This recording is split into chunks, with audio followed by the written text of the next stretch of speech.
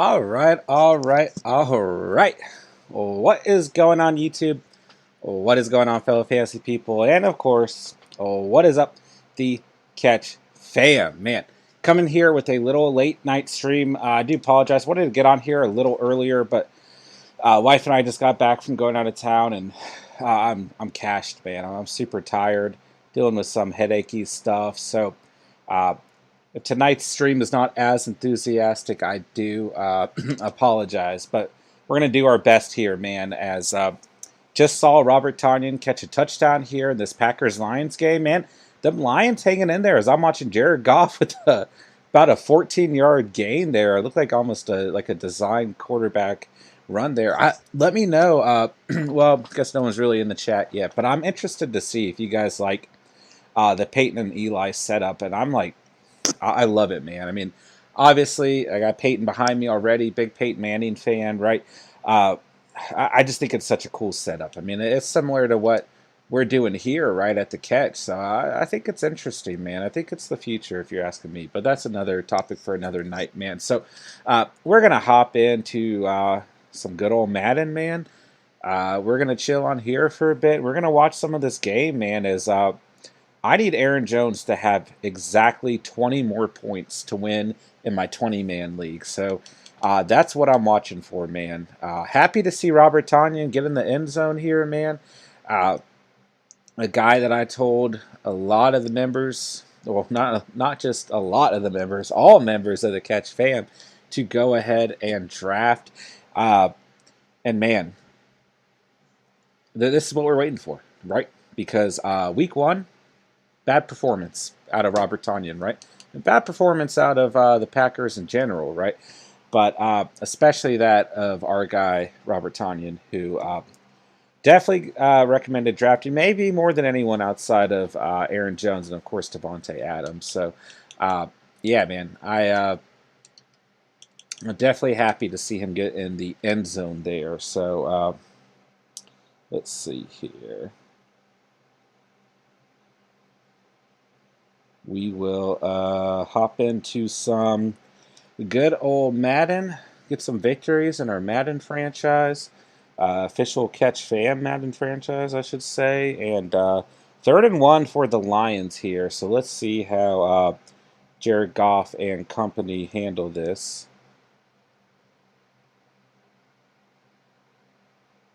First down, man. Wow. Hawkinson looking good tonight. Looking really good, man. I like to see it. Truly, truly do. Yeah, Hawkinson scored, a really nice throw from Jared Goff in the first half to Hawkinson.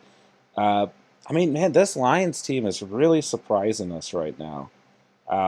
Really looking pretty good overall, right? So I like where they're at, man. Yeah, there's Hawkinson's stats: 5 targets, 5 receptions, touchdown, over 40 receiving yards. It's good stuff, man. All right, Jared's dropping back, 1st and 10.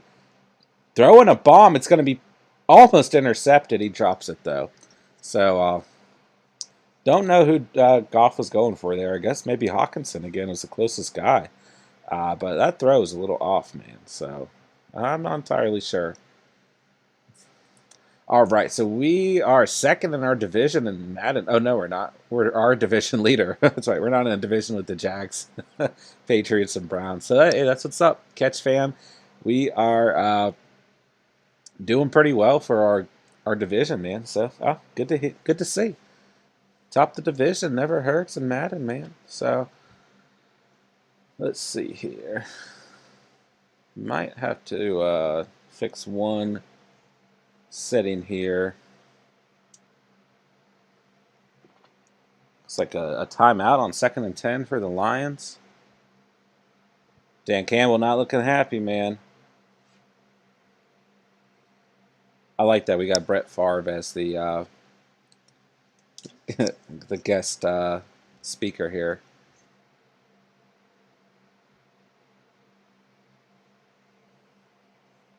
Yeah, was that a timeout? I guess that had to be a timeout. Yeah, the clock has stopped. So, man, Man, I'm interested to see how Deandre Swift finishes this game. I think Deandre Swift may have been my biggest miss in all of fantasy. I mean, he was just a clear stay away for me, and I don't know, man. He's not looking bad out there. So I'm interested to see the final stat line for that D Swift. All right, 2nd and 10. Let's get going. Let's get this Madden going. I'm trying to do one thing really quickly to forgot to upload our thumbnail for tonight, so do apologize. But all right, 2nd and 10 for the Lions here. Handoff to Swift. Ooh, a couple extra moves. I don't know if all those were necessary, but good gain, I guess. I mean, I thought he was going to get stuffed right away.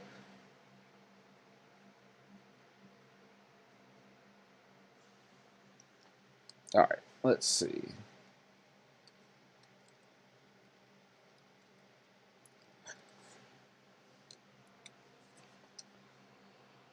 All right, 3rd and 8 for the Lions. Getting a nice close-up of Dan Campbell.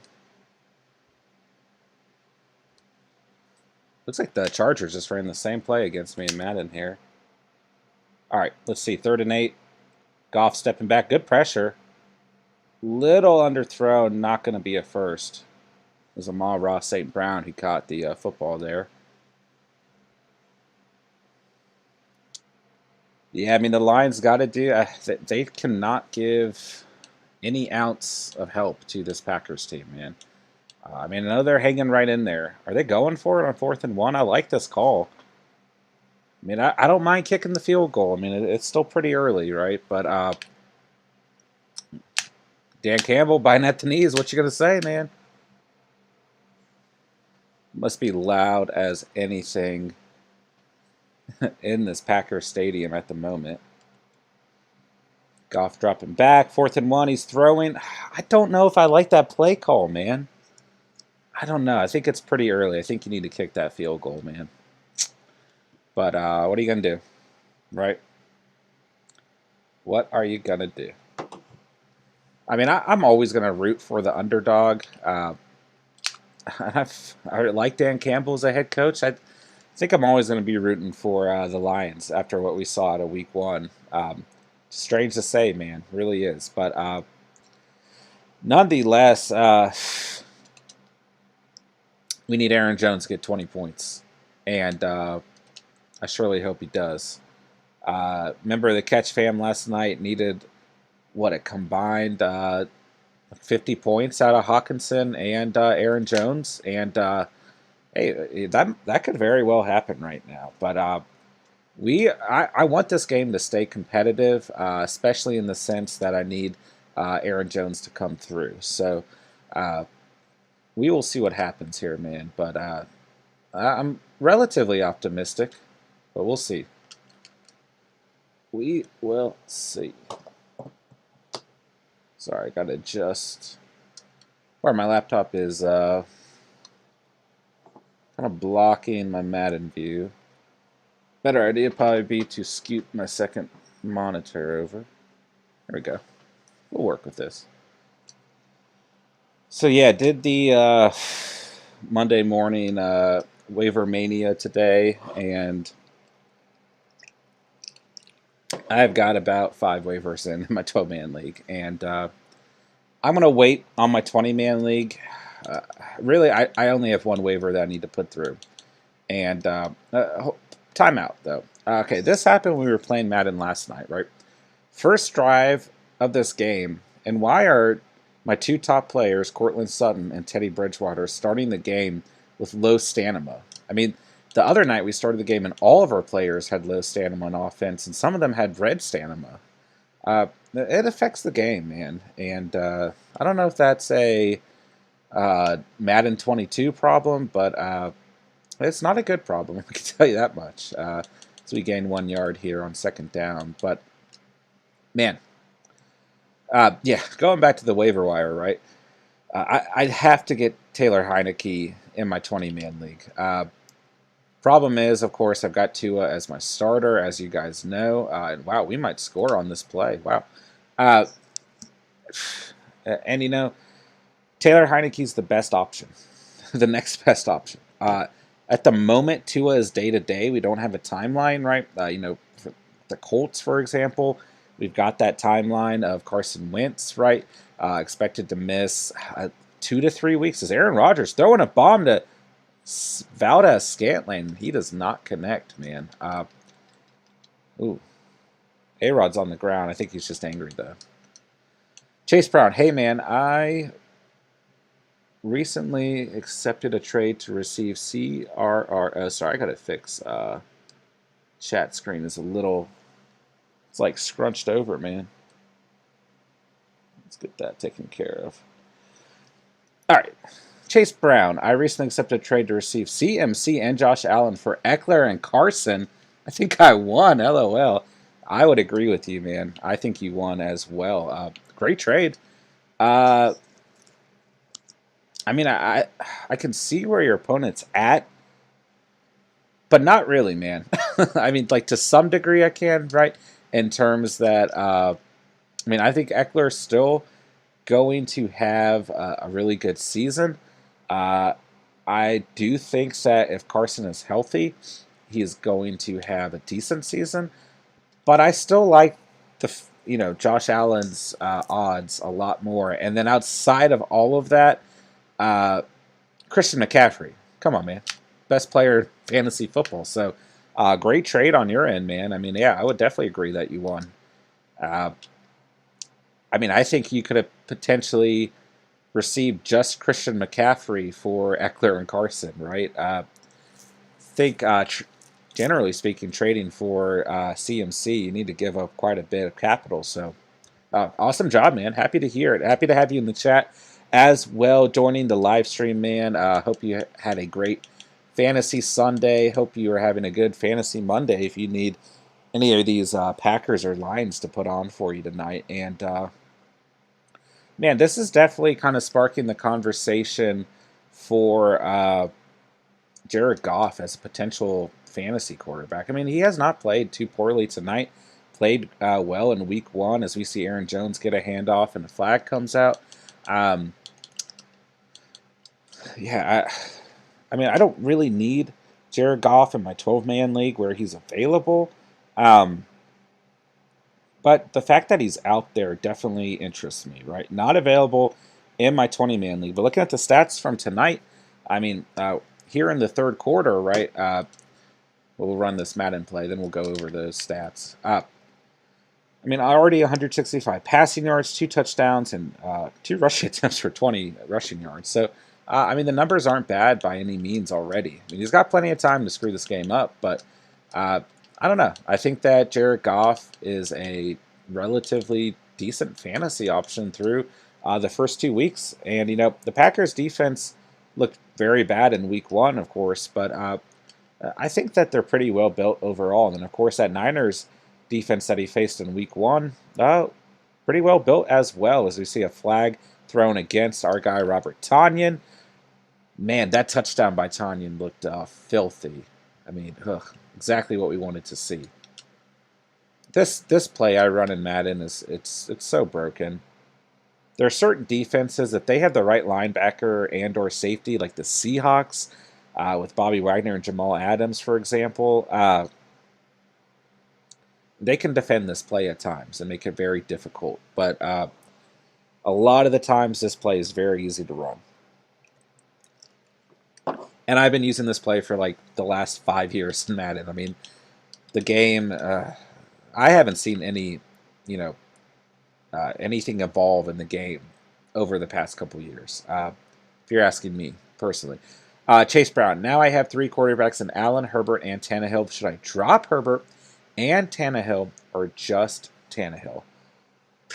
Tough question, man. I actually view on this season Herbert, and Tannehill relatively similarly, right? I think they're going to have relatively similar overall stat lines by the end of the year. But with that being said, Justin Herbert does not have to necessarily rely on the running game as much. And there are going to be certain games, like we saw yesterday with the Titans, where In the back half of the game, they just start handing the football off, and they start flowing better through, a running game, right? So I personally would drop Tannehill, but I also think that you're going to be starting Josh Allen more than any of those three quarterbacks. And we've seen Justin Herbert in his first 2 years have these games where he doesn't perform that well from a fantasy standpoint.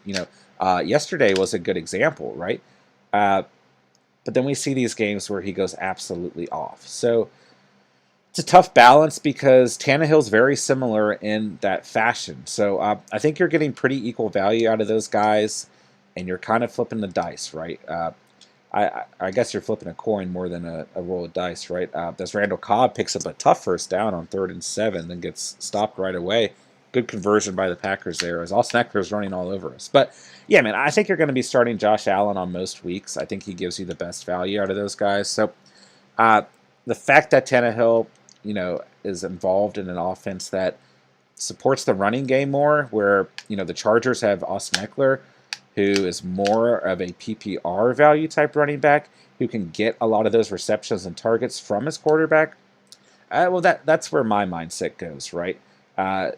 Overall, which quarterback's going to be throwing the football more? And it's hard to say. I think they're both very good quarterbacks, but I actually think they're going to have pretty similar stat lines by the end of the season. So, nonetheless, man, you got an awesome trade. Good work there. I don't know what you did to your opponent. Maybe he owed you something. Maybe he lost a bad bet. But, hey, man, awesome job. Love to see it. And, yeah, if you're asking me, I mean, I think whether you drop Herbert or Tannehill, you're going to be okay as a whole. Hidden X, yo, what's up? What is up, man? How are you?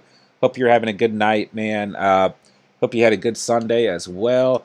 Tough Sunday for me, man. We're sitting here watching this Lions-Packers game.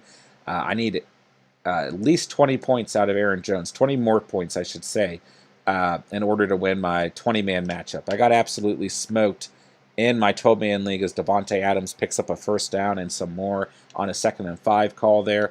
But yeah, man, I need Aaron Jones to give me some money. So let me know, guys, if you have anyone that you're watching in this Monday night game, or if you're just kind of sitting back and chilling for the night if your fantasy matchups are over.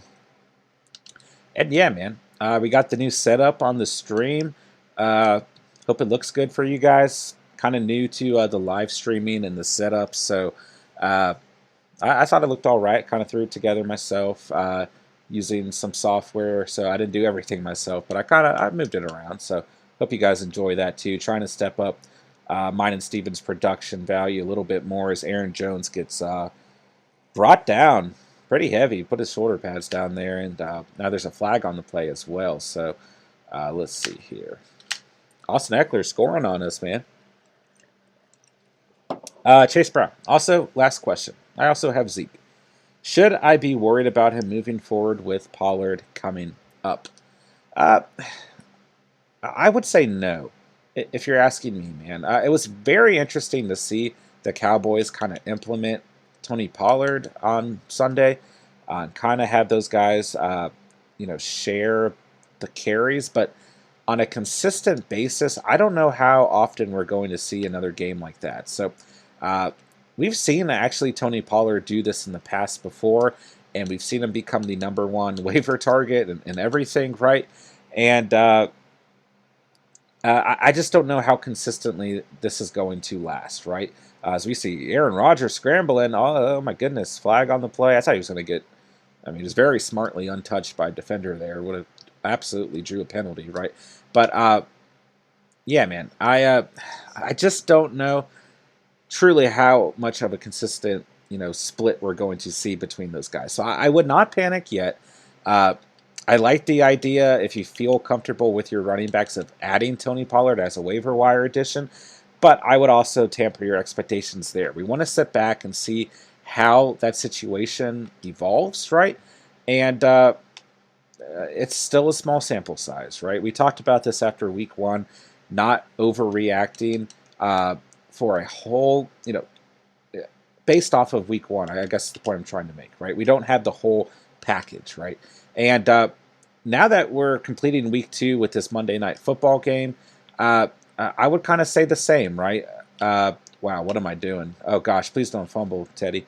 It's still only 2 weeks. We don't want to necessarily overreact in terms of making any conclusions because we have a long season ahead of us as the Lions are just stuffing my guy, Aaron Jones. But yeah, no worries, man. If you have any more questions, please hit me up. It doesn't have to be your last question. But at the moment, I would not panic about Ezekiel Elliott whatsoever.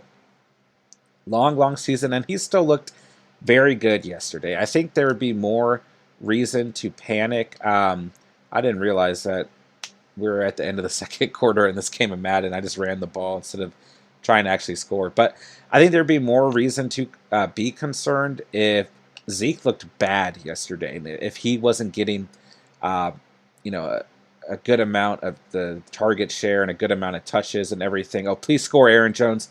Please score. No way. No way. But yeah, we got to pull up my 20-man points, man. No freaking way. Oh my God, I only need 8 points out of Aaron Jones to win my 20-man league. Crazy. I love it, man. This is the feeling that you chase. This is the feeling that you chase in fantasy, man.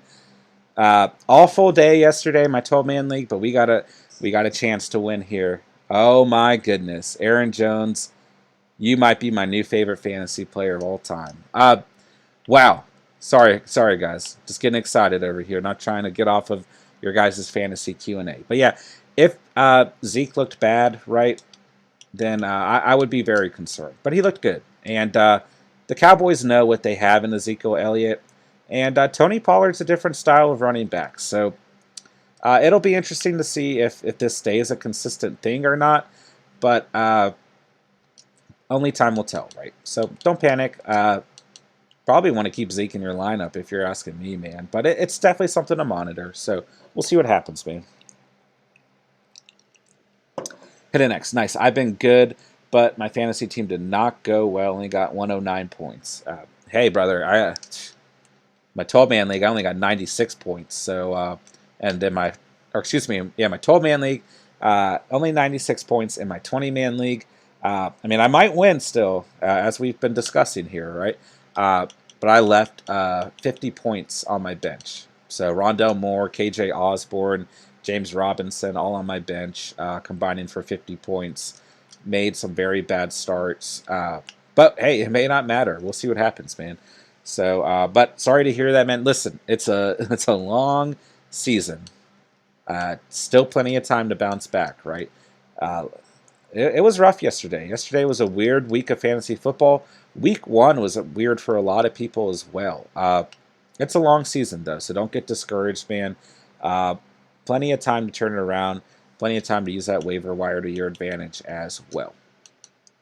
But the advice for Marquis Brown to start helped a lot. Thanks, he went off. Oh, awesome, man. I'm glad to hear that. Yeah, last night's game was a blast. Last night's game was absolutely crazy. Yeah, I like where Marquis Brown is at right now. I mean, he was a stay away for me in fantasy drafts, but he looks to be. I mean, here's the deal with the Ravens, right? They need skill position guys to step up, especially with all the injury, right? And they need a true #1 receiver. And Marquis Brown has not proven to this point that he can do that, right? And this is the season more than ever that he needs to do so. And through 2 games, he's been doing so against pretty decent defenses. Not the best, more middle-of-the-tier defenses, right? But the Raiders and Chiefs have shown a lot of flashes defensively. Maybe not in the secondary, but nonetheless, still pretty good defenses. So I like where Marquis Brown is at right now. And Sammy Watkins is kind of playing like a true wide receiver, too. It's going to be interesting when Bateman gets back in that lineup, right? Mark Andrews been a little quiet this season, but he's still around. And some of these running backs are stepping up as well. So, yeah, I'm glad that you started Hollywood Brown and it worked out for you, man. By the way, man, I mean, I don't know if you guys are Madden players, but Hollywood Brown in Madden is just filthy. Chase Brown, yeah, that's my goal. Thanks for the help, man. You are great help. Appreciate that, man. Happy I've been able to help you out in any way. And if you ever have questions, man, that's what we're here for. You know, really just trying to help you guys make these decisions to the best of our ability. And love when I see, you know, good weeks for you guys and you guys putting up points and winning your fantasy games, or at least getting closer because of our advice. So let's see. Rio Goated. Hey, Catch, what is up, brother? Happy to see you up in the chat. Wow, it looks like a turnover for the Packers. Hope you're doing well, man, and I already know what this next message from you is about, but happy to have a loyal member of the Catch fam up in the house. OMG, I'm down by 10, and I still got another quarter left. Still got Aaron Jones and Hawkinson. I might win. I am so happy that you came out to the stream tonight, man, because you and I are in the same boat. We talked about this last night, right? Listen, dude, I only need 8 points from Aaron Jones, right?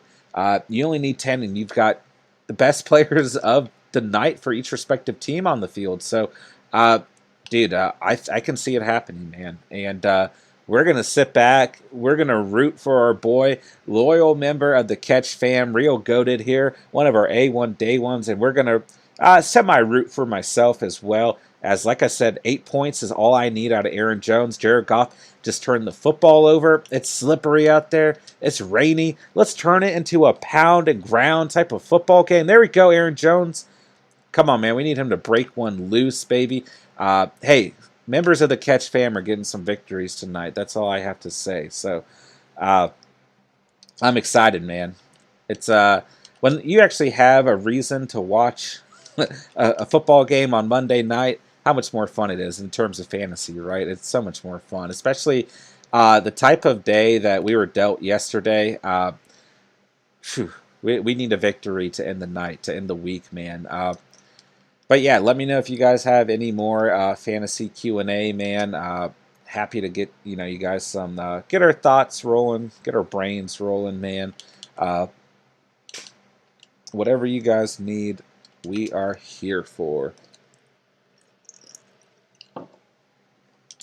All right, 3rd and 17. Ooh, scary play. Oh, why did I throw it there? Oh, it's a flag. Not good. But yeah, man. A lot of things just happened. That literally got me so excited. I'm thrown off here. So, all right. So I'm down just for perspective. My opponent, 109.6 points. I'm at 102.05. Right. If Aaron Jones scores right here, man, I think it'll be over. Crazy, man. I mean, the dude's already got 35 points, and it's not out of the question whatsoever to see Aaron Jones. I mean, he might get close to 50 tonight, man. But yeah, let me know in the chat what players you guys are looking for tonight.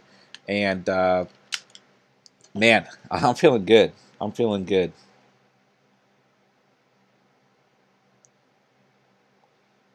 Texting my co-host Steve and letting him know that if he wants to hop in the chat, we are rolling right now.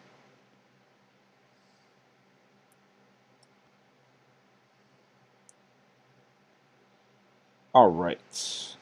Yeah, man, I gotta keep my 20-man pulled up on my phone here.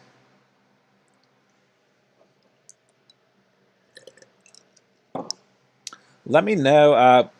I know I did the Waiver Wire Mania live stream pretty early today, so let me know who you guys are thinking about on the waiver wire as well, and let me know if you guys need any help making some of those kind of difficult decisions on who to drop and who to pick up as well. Ooh, I feel good, man. I think we might see. I mean, Aaron Jones is rolling right now. The rain is coming down. We're going to be biting our nails if we don't see Aaron Jones in the red zone on this drive.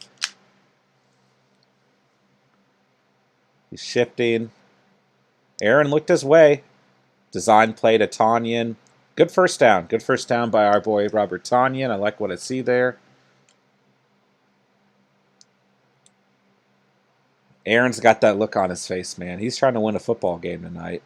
And yeah, if the Packers score here, I don't want to say it's going to put things out of contest, but it's going to be close. I mean, the Lions are going to be. I mean, they fought back against the Niners last week, but they're going to have to fight back a little heavier. As we see Tanyan get off the field. Might just be a little gassed. We hope he's okay. All right, let's go, Aaron Jones. Come on. He's looking Devontae's way. Stopped immediately.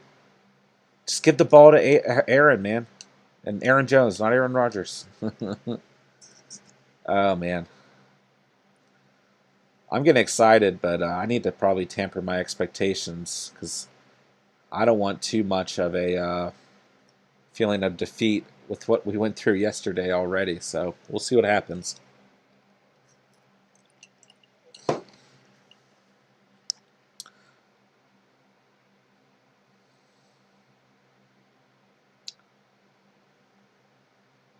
All right, second down. All right, let's go, Aaron Jones. Let's go, baby. Not good. Not good.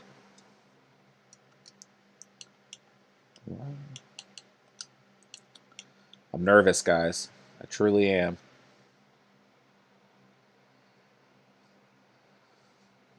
I mean, if they can just throw a little screen here, whatever they need to do. I really don't care how Aaron Jones gets in the end zone, but I want him in the end zone.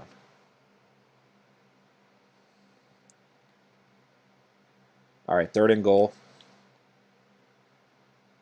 Got all the skill position guys out there. I think this is going to be a throw. I'm not... Wow.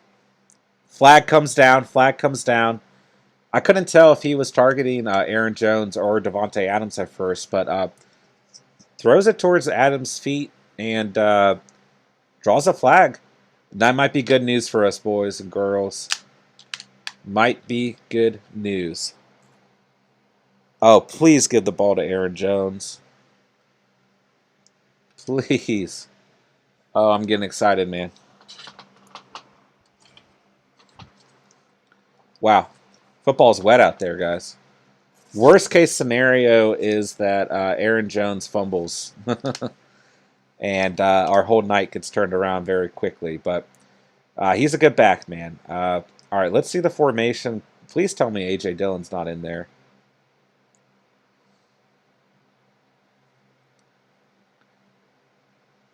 All right, let's go, let's go, let's go. He's going in. Yes! Let's go! Let's go, man. Oh my gosh, I'm still down by less than a point. Ooh, and he's slow to get up. If I lose by less than a point due to an injury by Aaron Jones, okay, he's good. He's bouncing off. Wow. This is scary. This is even worse. Because if I lose by less than a point, I'm scared. But Rio goated, brother. What's up, man? Even closer to your 10-point limit, right?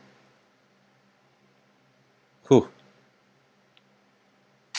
See, that's the only problem with him going in from the 1-yard line is that we still need another point. So if we can just get a catch, I mean, this is full PPR.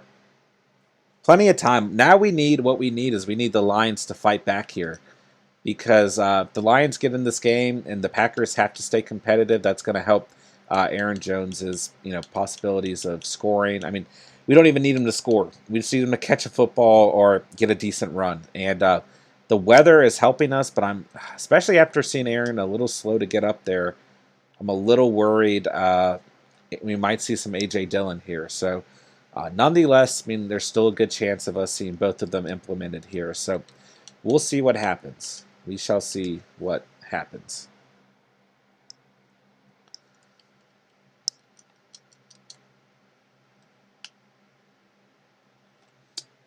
Man, I love that we have an official Catch Fam Madden team as well. Wow, it's just crazy looking at my 20-man league. If Tua had played like any more number of snaps, one more snap, completed one more pass, we'd be winning right now. Man, and I left 50 points on my bench. If we don't win this tonight, this is going to be a tough one to swallow. It really is. And I mean, I put Corey Davis in so last minute. You know, man, I love the way my bench is looking with Rondell Moore and KJ Osborne, though. Whew. Scary out here, guys. All right, this should be a touchdown to John Brown over. Oh, I didn't see the safety. I didn't see Derwin James up there. I was like, there's no one on the field. What is going on? But okay, Derwin James did stop us. So yeah, I got absolutely smoked in my 12-man league, man. Lions kicker has put up 5 points tonight.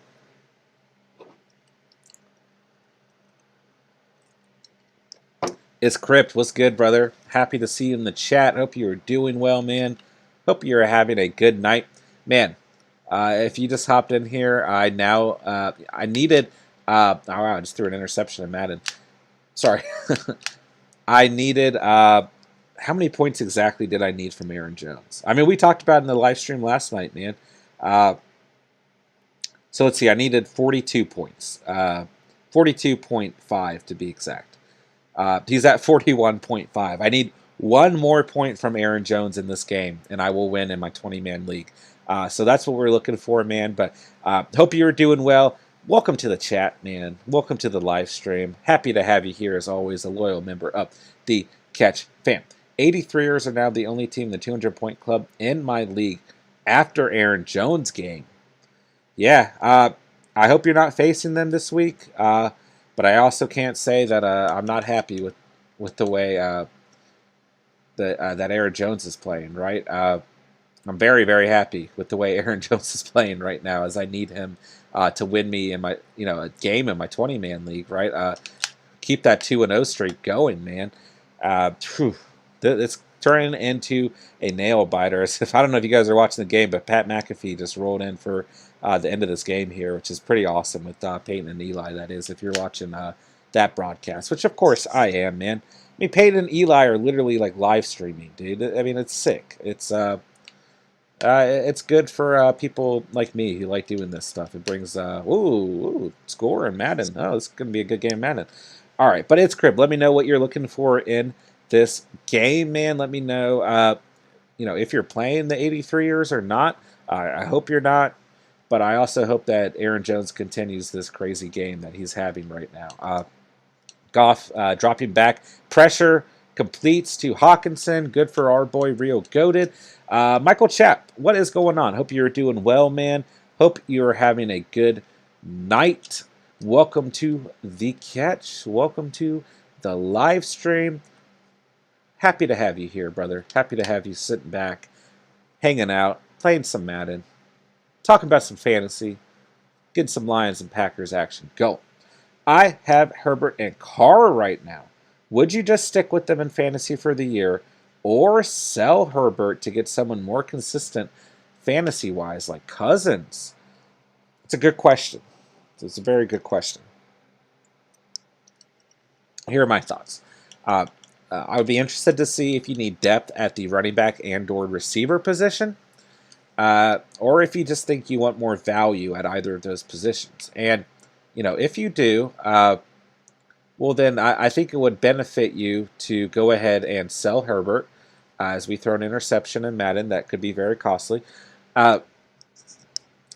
Yeah, I think it's a good call. And if Kirk Cousins is out there, I mean, I like the way that Derek Carr is playing. I mean, let's be real. He's been playing better than Herbert has, right? And if you can pick up a Kirk Cousins, I mean, it's not the prettiest, duo of quarterbacks, right? It's not the flashiest two names out there, but those are two good fantasy quarterbacks. I mean, who cares about flashiness, right? And if Kirk Cousins is out there, then there might be other options out there as well throughout the season if you truly need them, right? I mean, Danny Jones, right? Danny Dimes is looking pretty all right at the moment. So, yeah, I think it's a good, logical move. And even if you don't necessarily need the depth at receiver or running back, or even tight end, so to speak, if you can get a good player of value, then yeah, I think that makes a lot of sense. I think it's a good thought and a good idea as well. So thanks for the question, man. Thanks for being in the live stream. Welcome to the chat and everything. Welcome to the catch, man. Thanks for the question as always. Let me know if you need anything else, man. A little bit of a revenge game here for Jamal Williams. He picks up about 5 there. Man, we got to win this game of Madden. I mean, kind of got shifted our focus there, and we almost lost this game. But we just got in good position here, so we'll see what happens. But Jared Goff dropping back, 2nd and 10. Let's see where he goes with it. Gets it out to Cephas. Good gain there. Yeah, man, we need the lines to stay competitive here so that we have a better chance of seeing Aaron Jones getting back on the field and making... I mean, we just need him to make one freaking play, man. One play is all we need from Aaron Jones. Whew. I'm biting at the knees, man. I feel like Dan Campbell right now. I'm biting my nails. All right, 3rd and 3 for Goff. Dropping back. He fumbles. Oh, he picks it up. Wow. I mean, the fumble was bad, but that scoop by Jared Goff was actually pretty impressive, man. Wow. Oh, man, I was kind of hoping that was a turnover. Let's see. Michael Chapp. Herbert has been very underwhelming. I saw that Hurts was on someone's bench. He might be one for one trade, maybe. LOL. Yeah, man, I think that's a good trade too, and that's kind of the thing that I didn't mention, right? I really was just going over trading for potential skill position guys, but if you think you can get Herbert out and get an upgrade at the quarterback position, then I still think that's pretty logical as well. So I like that move also. Like where Jalen Hurts is at the moment. I think Justin Herbert's going to have better games than we've seen through week 1 and week 2.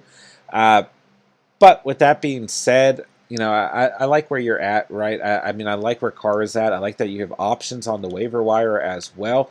So I still think it's logical. But if you were to roll with Derek Carr and Kirk Cousins, for example, I still think that's a pretty good duo to have at the quarterback position as well. But either way, man, yeah, I think it's logical to sell Herbert, at this given time. And I mean, don't get me wrong. Like I said, I do think Herbert's going to have some better games throughout the year as well than what we've seen from a fantasy perspective, right? But nonetheless, man, I mean, I would, put it out there that I like where Derek Carr's at, man, and I think it's time to stop sleeping on him as well. But he's at some point going to have 1 or 2 games that probably won't be too pleasant from a fantasy perspective. But the way he's looked through week 1 and week 2, I don't want to say anything bad about him because he's balling out right now, man. So he's at like more than balling out. He's at MVP pace at the moment, right? And we've seen him be at MVP pace before, right? I mean, remember the season that he got injured right before the playoffs, right? So yeah, I like where Derek Carr is at, and I think either way you're going to make a good logical move for your team. Ewick, what is up, brother? Hope you are doing well. Welcome to the late night stream. Welcome to some Madden action, some Monday night action, man. I need 1 point out of Aaron Jones to win in my 20-man league. 1 more point is all I need, so that's what I'm sitting back looking for at the moment. So hope you're doing well. Welcome to the stream as always. Good to see you here, man. Biting my nails over here, right? So do you think I should pick up Marquis Brown? He went off. Yeah, man, if you need the depth at the receiver position, yeah, I think Marquis Brown looks great right now. I mean, we talked about this a little bit, at the beginning of the chat, right? Our boy Hidden X came through, and as I see Stevens now in the chat as well. What's up, brother? Hidden X came through and was really happy, even though that he ended up losing his fantasy week. Happy that I helped him with that start of Marquis Brown. And the thing with Marquis Brown, right, what I kind of mentioned is that the Ravens right now, they need skill position guys to step up and play like elite players, right? And we haven't seen Marquis Brown do that in the past. And once again, man, starting my Madden game and half my players are ready to go to sleep. I don't understand that. But we need these players, as Ravens fans, and I'm not a Raven fan, so I don't know if I need it, but the Ravens need some of these players to step up and play like true skill position guys. And right now, Marquis Brown through 2 weeks is doing that. So I like where he's at, and I would definitely consider adding him. I mean, he's definitely impressing a lot of people at the moment. So, yeah, I like where he's at. If you need the depth at the receiver position, I think it's a good add for sure. Michael Chap, the only issue is that I have Keenan Allen. Well, here's the thing, man, right? Oh, great. Cortland Sutton just got injured in Madden. That doesn't help us. As A.J. Dillon's in the game, man, if Aaron Jones doesn't get me one more point, I don't know, man. I don't know what I'm going to do. Like I said, all I needed was Tua to complete one pass. One more. Oh, my gosh, man. Please get Aaron Jones in the game, man. It's going to be really disappointing if... oh, Jerry Jeudy's back from injury. That's what's up. Oh, man. In my Madden game, I should specify. I'm really starting to worry that... and Cortland Sutton's out for some time. Great. We've dealt with a lot of injuries here in Madden. I need A.J. Dillon to get really tired. And I was so worried. I already said this, that it's possible when Aaron Jones got up slow that he might not get back in this game. I'm starting to get... I don't know if I can watch, guys. But I have to watch at the same time as I'm going for it on 4th and 10.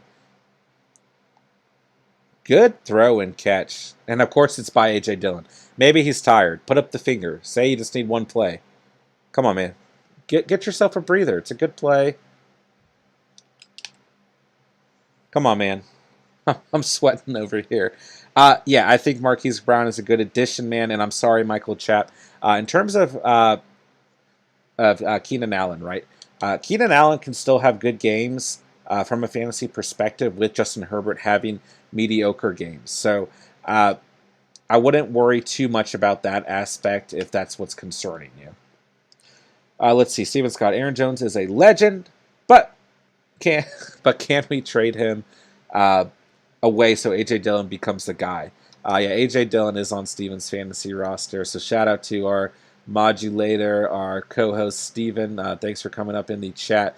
And, for my sake, I hope nothing happens to that of Aaron Jones. But for your sake, if he can at least get me 1 point here, then maybe I wouldn't mind so much. But speaking as a sad fantasy football owner of A.J. Dillon, who lost again. Yeah, Steven's sitting over there 0-2, man. And I'm praying that I don't go 0-2. But at the moment, dude, I'm telling you, if Aaron Jones doesn't get a point, I might cry on live stream. You guys might see a whole nother side of me. But, A.J. Dillon getting a lot of work here. He looks pretty good. He gets stuffed there. So we're just kind of hoping that... come on, man. I know you're trying to shine. Man, Aaron Jones doesn't even have his helmet on. No way. Oh, my gosh. You guys are really going to see me cry on live stream. Okay. Ewick, yeah, Marquis Brown facing the Lions also. Yeah, from what we've seen through the first 2 weeks, the Lions do like to give up quite a few points. All right, no running backs on the field. Whew. You guys, I really have a feeling that Aaron Jones is not going to get me that one more point that I need. And I'm scared right now. The Packers have no reason to play aggressive right here.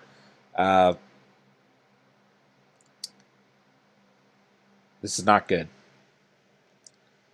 My euphoria is going down quickly. I'm looking at my... Tua had 0.65 points for me, man. If... it's unfortunate, right? I hate to bank on a guy or, beat down on a guy who got injured. It's not his fault. But then I look at my bench. I got Rondell Moore sitting there with 24 points and KJ Osborne at 20 points. I didn't start either of them. Oh, it's tough. It's tough out here, man. I got excited, but it only falls suit to how we saw week 2 play out, right? Gloomy, gloomy Sunday, maybe even more gloomier Monday, right? Good catch in Madden by Jerry Jeudy. But yeah, E-Week, Marquis Brown, a great matchup for the Lions in week 2. So, yeah, I like that, man. I think it's a good pickup off the waiver, absolutely. So, yeah, let me know what you guys are thinking about in terms of the waiver wire coming up, as I did my my waiver wire mania pretty early in the morning. So, let me know if you guys got anything out of that, if you're able to watch it or not, and if you didn't, who are kind of your top waiver targets at the moment that you guys have been viewing. So let's make sure we put our top corner on Tyreek Hill.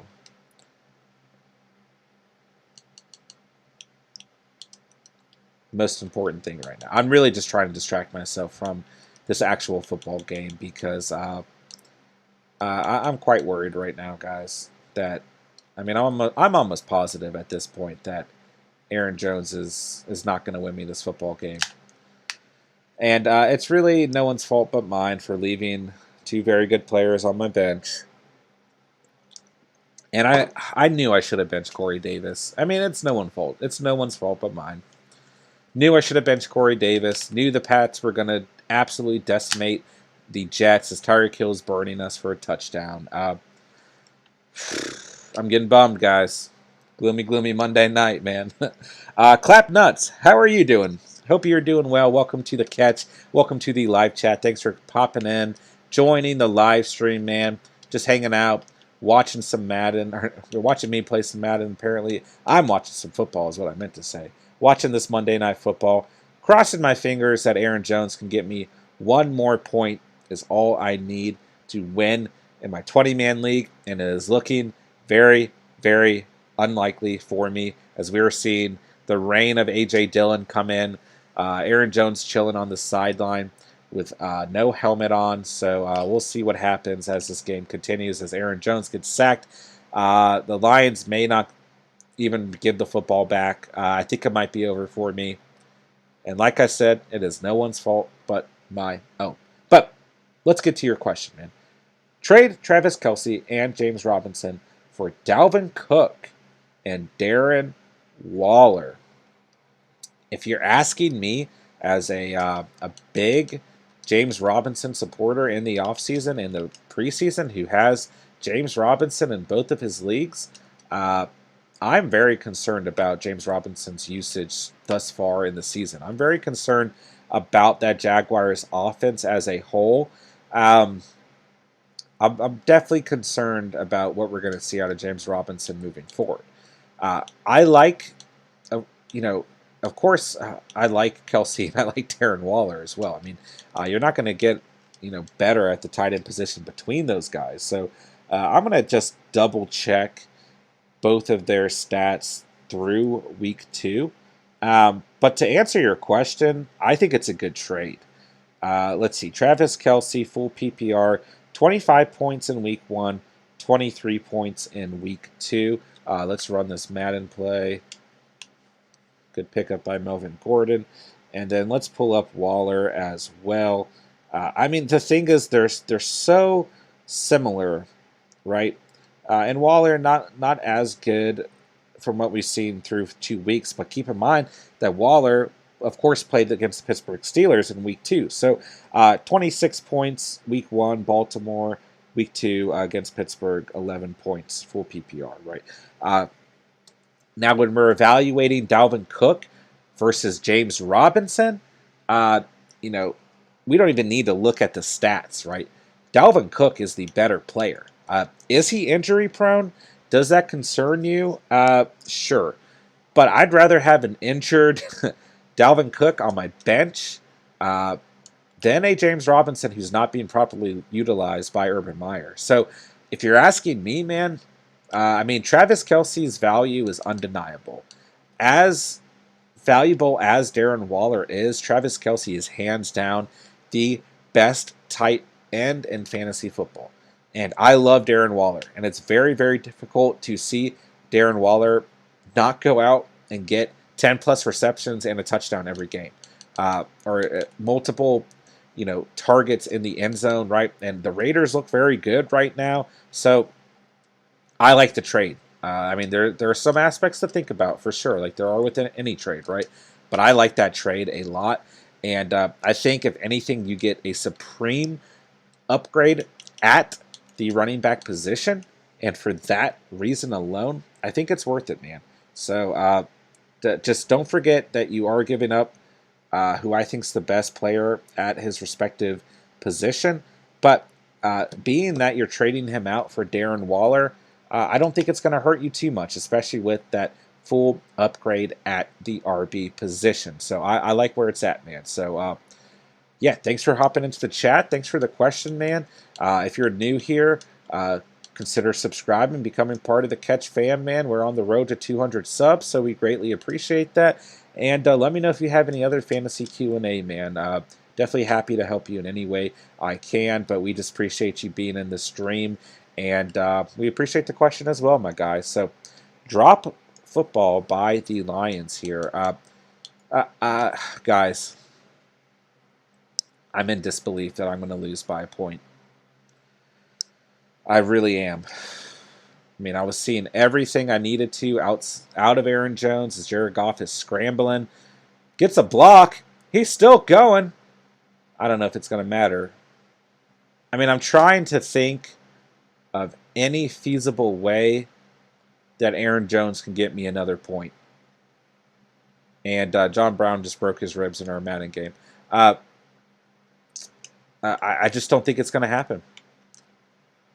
I don't know. Does anyone know Matt LaFleur personally? Can give him a phone call for me, and maybe ask him to do us a favor here at the Catch. If you do, I mean, let me know, man. But yeah, what a defeating loss for me in fantasy. And I got excited. I thought things were going to go my way here in my 20-man league as Jared Goff gets intercepted. Poor decision there by Jared Goff, man. Wow. Well, Lions are going to lose this football game, and I'm going to lose my fantasy game. So I know how you feel, Jared. Man, I can't believe that I benched Rondell Moore and KJ Osborne and James Robinson. I knew it was a bad idea to start Corey Davis. Oh, man, what are you going to do? Tough week 2 out here, man. Tough week 2. But we will bounce back, man. I mean, there's no reason. It's a long season. No reason to get upset, right? But, oh, my gosh. I mean, wow. I mean, technically speaking, I lost by less than a point. But this is a hard one. I mean, I've been in this position before, man. It's part of fantasy, right? But it doesn't make it any easier. So, wow. Is that Aaron Jones? No, it's number 32. Who is that? Get him off the field, man. Oh my gosh. I'm going to cry on live stream. Well, I don't think I'm really going to cry, but I am definitely upset right now, man. What a defeating week 2. I'm staring at Jared Goff, looking very sad, looking at his Microsoft Surface tablet. And I feel the same way, Jared. He lost this game for the Lions. I lost a fantasy game for the Catch fam. It's tough out here, man. Tough week 2. I'm gonna get me a Jared Goff jersey. I think that should be my punishment for the way I performed in fantasy this week. Well, let's see if we can't win a Madden game against the Chiefs here. Tough team to be doing so against, but I mean, I understand it. You're risking injury. Aaron Jones went crazy. The game is over. But I mean, can't you just do me a favor, Matt LaFleur? Can't you? Jared Goff looks angry now. Wow.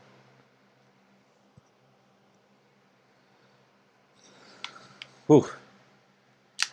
Oh, I just roughed the passer pretty heavy there. Madden. Yeah, I'm happy to see Pat McAfee on here. Wife and I were driving home from being out of town this weekend and listening to the Pat McAfee show while I was driving.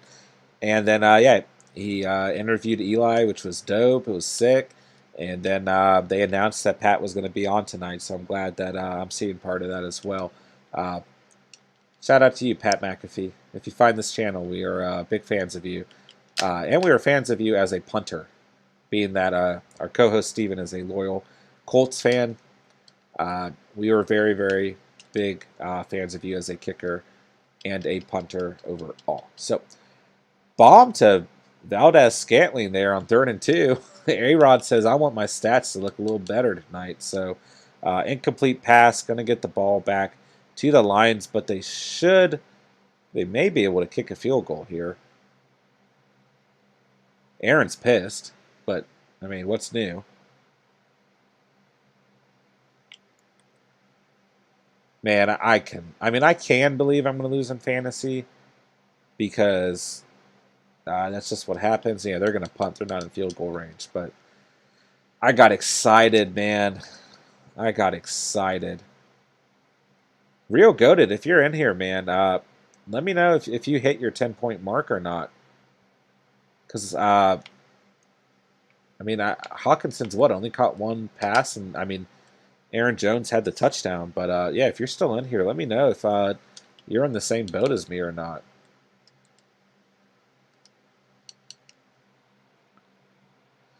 Man, fantasy is just...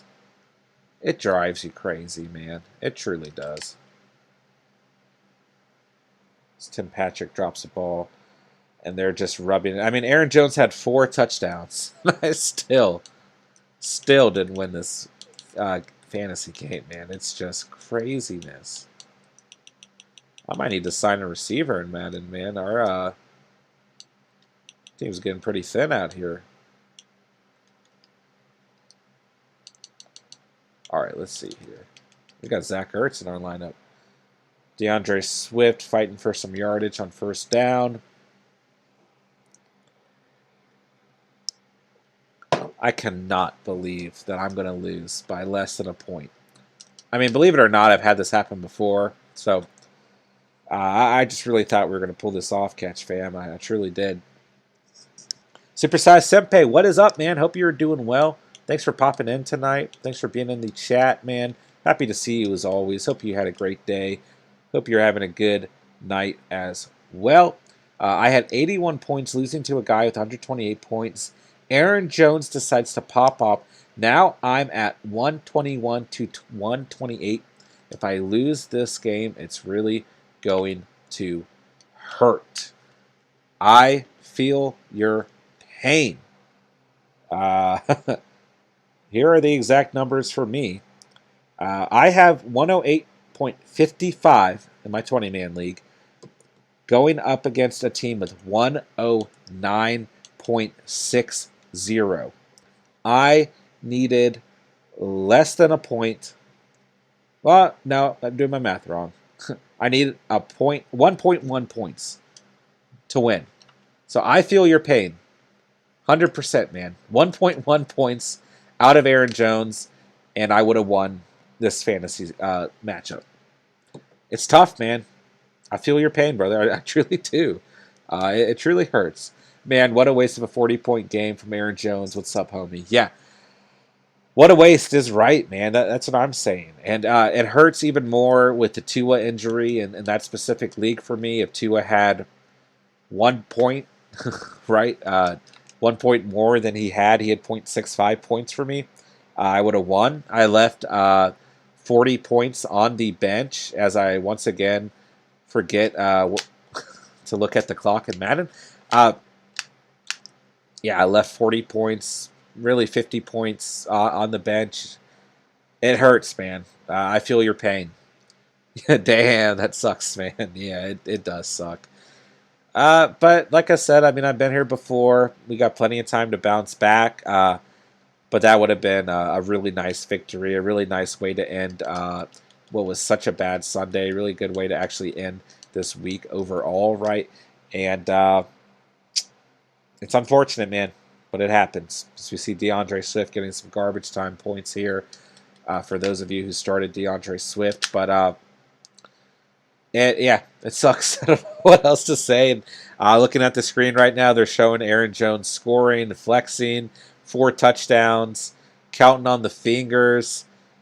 All I needed, man, was one more point out of him. You know, being that it's full PPR, if he had caught one more ball, I would have won my fantasy game. If he had rushed for one more yard. Well, I don't know exactly how that breaks down, but 50 supersized senpai, 50 of the bench. That stinks. Yeah, it stinks big time. I started Corey Davis and DJ Chark, who both had less than 3 points. Had Rondell Moore and KJ Osborne on my bench. Left James Robinson on the bench. So if I make any one of those swaps, I win. Tua got hurt. Just an unfortunate week, man. It's a tough pill to swallow, you know. But what are you going to do? Right? All you can do is bounce back, and that's what we're going to do, man. I mean, I've played in this 20-man league for a long time, and you do swallow some tough nails along the way. But we'll bounce back, man.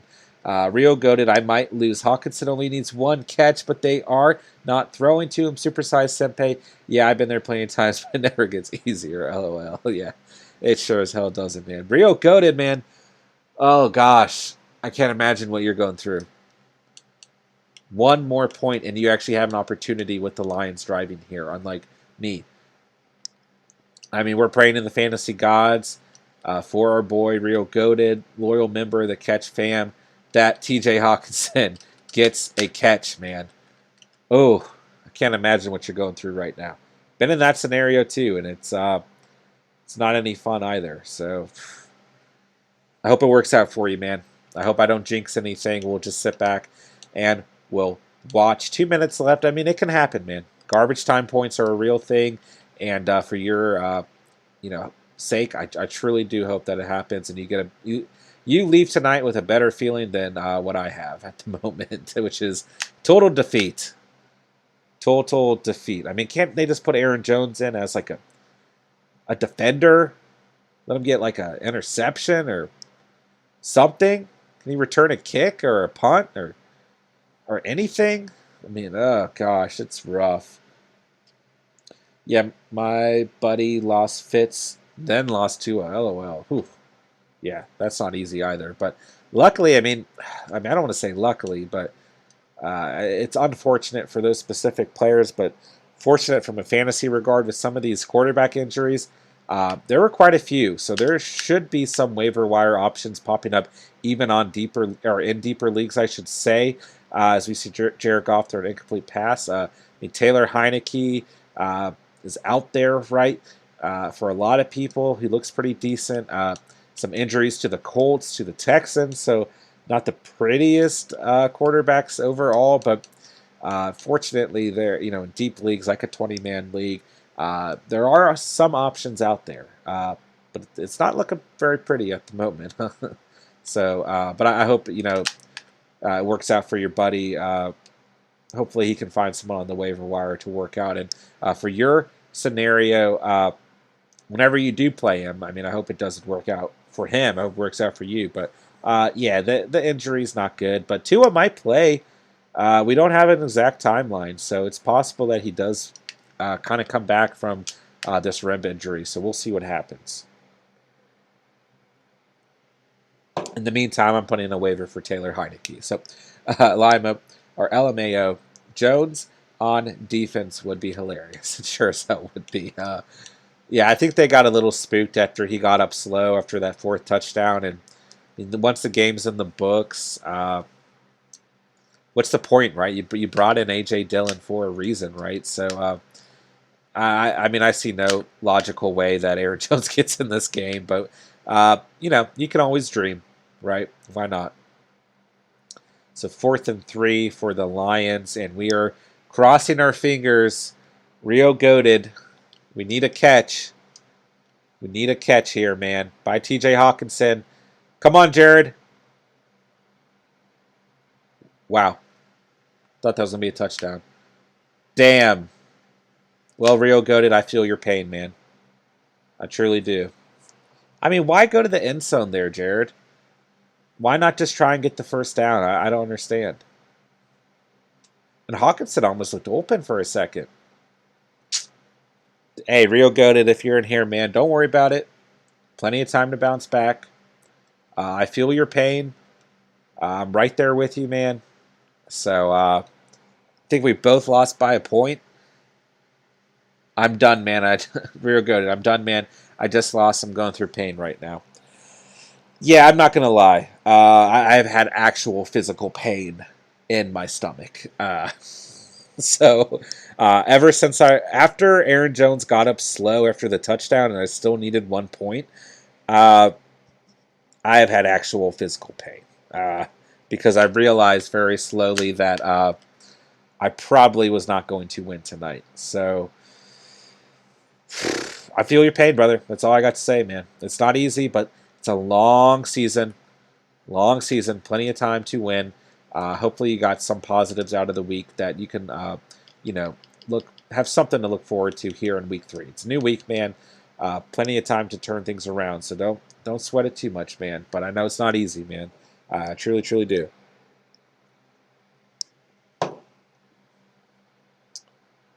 I don't know why I'm watching so intently as Jordan Love takes a knee. Supersized Sente.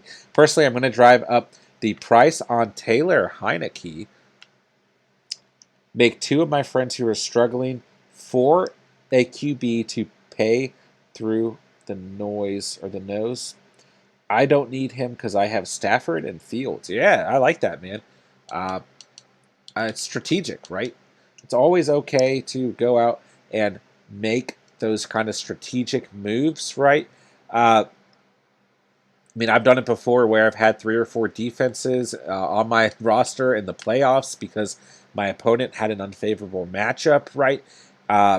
And we know that what skill position players they're more than likely going to play. And when skill position players are thin in the playoffs, why not have 3 or 4, defenses on my roster, right? So I've done similar things, right? If you know that the quarterback position is thin, like in my 20-man league, I might have to consider a trade, right? I might have to give up skill position guys, right? And that might be something I need to think about and make a video on and get some of your guys' feedback because I officially lose my 20-man matchup tonight by a point. And Aaron Jones, I don't know what to say. I really don't. All I needed was 1 more point. I don't know what to say, but it's over. I lost. So, Superstar Senpai, I don't give anything up for free. They will pay. LOL. All right, man. Fair enough. I like it. Phase Tenfoil. What is going on? Hope you're doing well. Welcome to the catch, man. Thanks for hopping into the live stream. Thanks for hanging out tonight, getting up in our live chat. Looks like you got a question for us, so we appreciate that. But hope you're doing well. Hope you are having a great night. And, of course, hope you consider becoming part of the Catch fam and subscribing to the channel. And we will get to your question in just a second as we've got a 4th and 7 against the Chiefs. And we convert Zach Ertz. But let's see. Phase Tenfoil.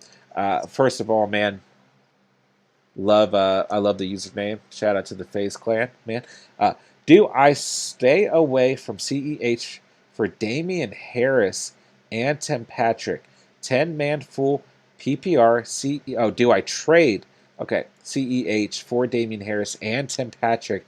10-man full PPR. CEH is my RB2. Man, the way Damien Harris has looked thus far, yeah, I think that's a fantastic trade. Listen, man, I mean, the Chiefs are the Chiefs, but it appears as if Clyde Edwards-Helaire doesn't have to be great in order for the Chiefs to win football games. So I like the trade a lot. I mean, Clyde Edwards-Helaire, especially after that fumble losing the game in Sunday Night Football, he's worrying me, man. I got to be honest with you. So let's go ahead and pull up some stats here, of course. Just to double check here. All right. Yeah, I mean, 10 points in week 1 against Cleveland was okay. in full PPR, that is 10 points, right?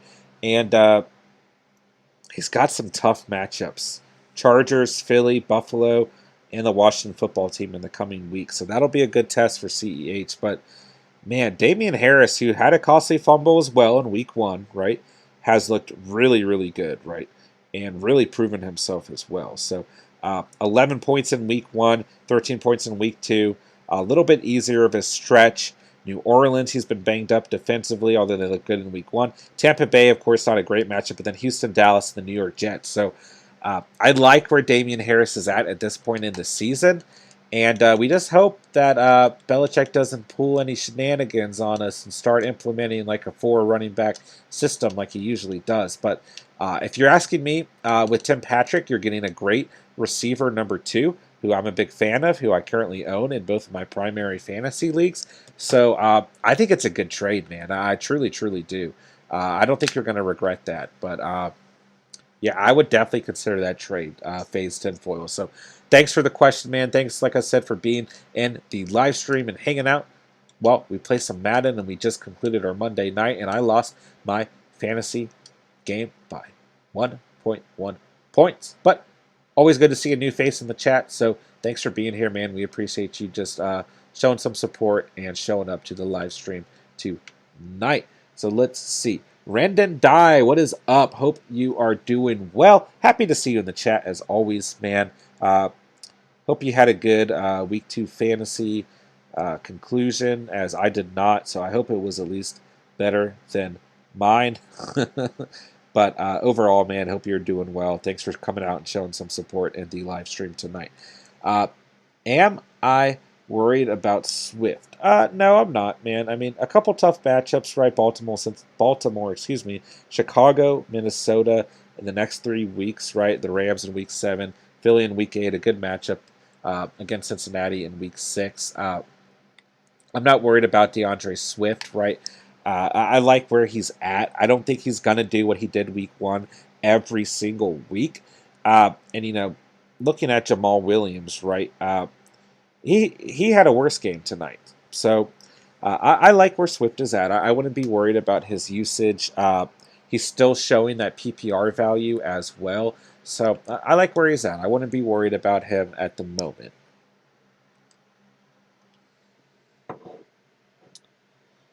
Supersized Sip Pay. Let's see. I might get stuck with Taylor Heineke. Who should I drop to house him on my bench? Bryan Edwards or Philip Lindsay? That's a good question, man. And Rio Goated also said, this is really making me mad. Like, why?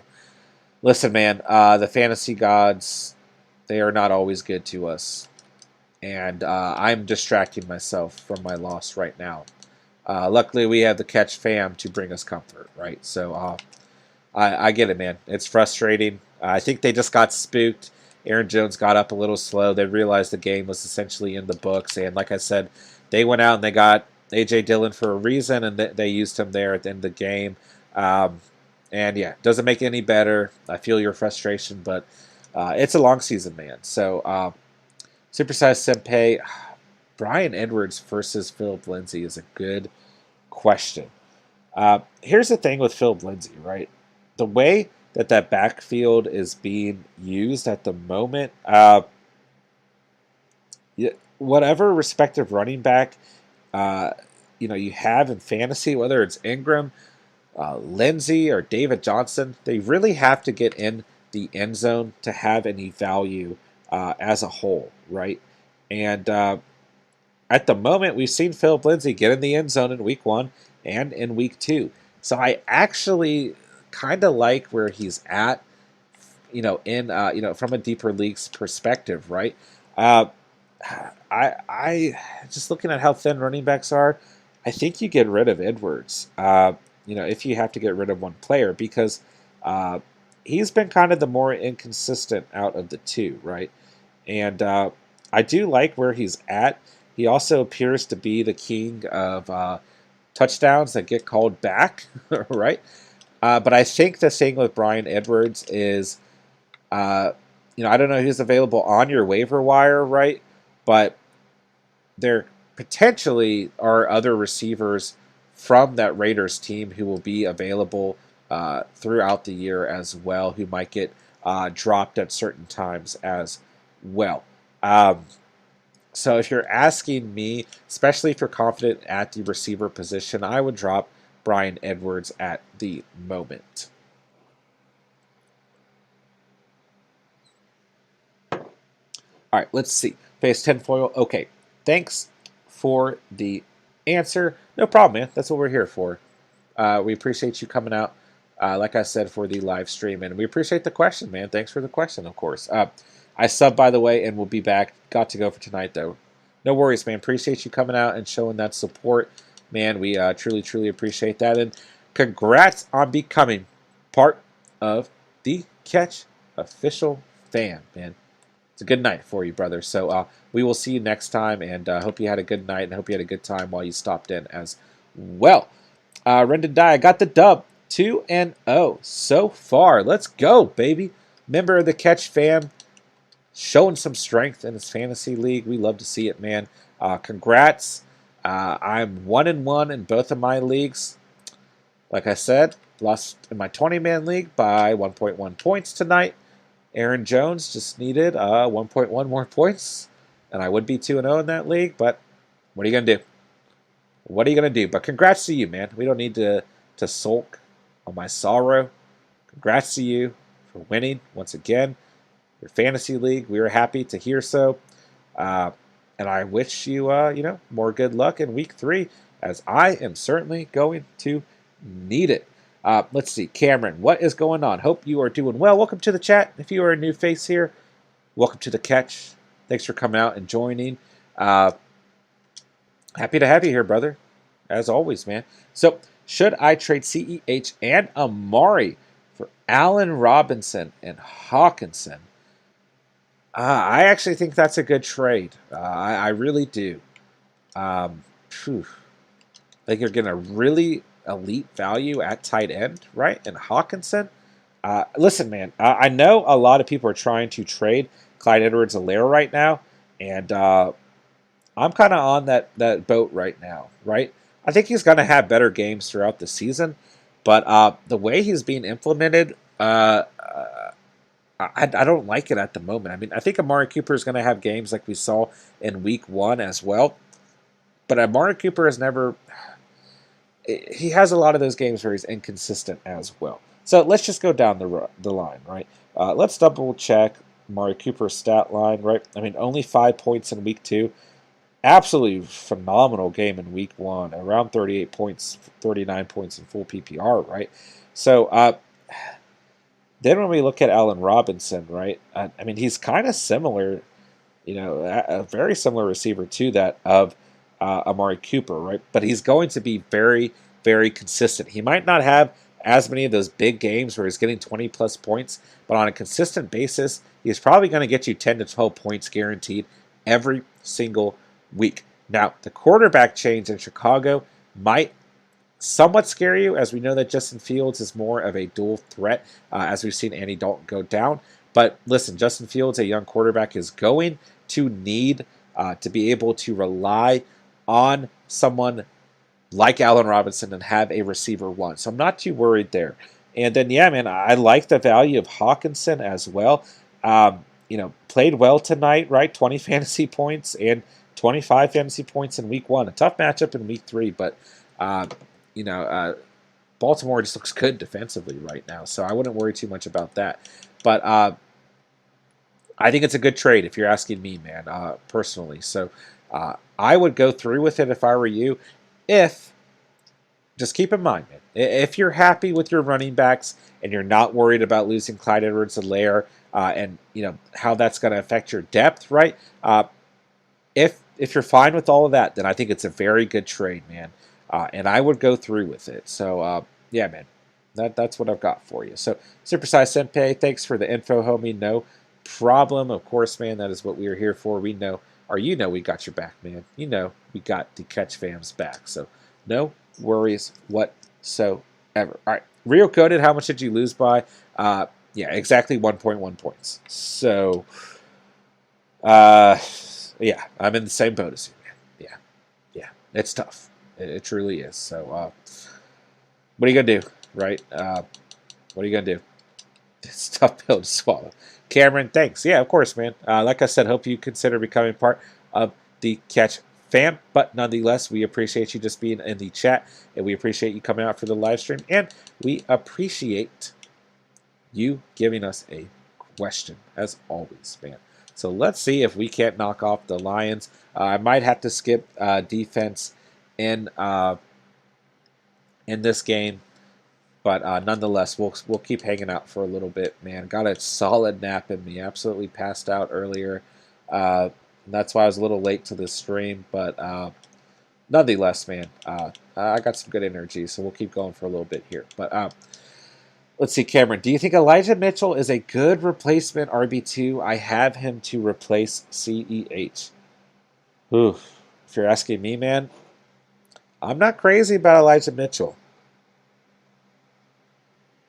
Okay, it has more to do with how Shanahan has traditionally, involved running backs, right? And I'm not crazy about him. And, he got injured, right? He got injured yesterday, right? Which is concerning as well.